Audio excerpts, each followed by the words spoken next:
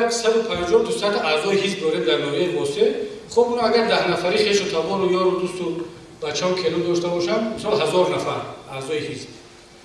وقتی که اوضاع رو حساب کردن، از مکتب‌ها اومد پروتکل‌ها участки انتخاباتی اعلام کردن، 80300 آواز بود. یا دروغونش هم از اون نمبر اومده است.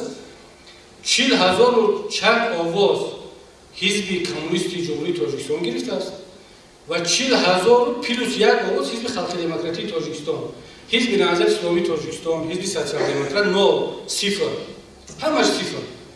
بعد گفتیم که برادر این چه شد؟ این کمیسیون چه حساب کردن؟ معلمان رو دعوت کنید، بپرسید. گفتن که خب مردم همین آواز داده است. خب همین اقلا همین 100 اعضای حزب من یا همون رئیس حزب موقتی زنش کی آواز داد؟ نه خب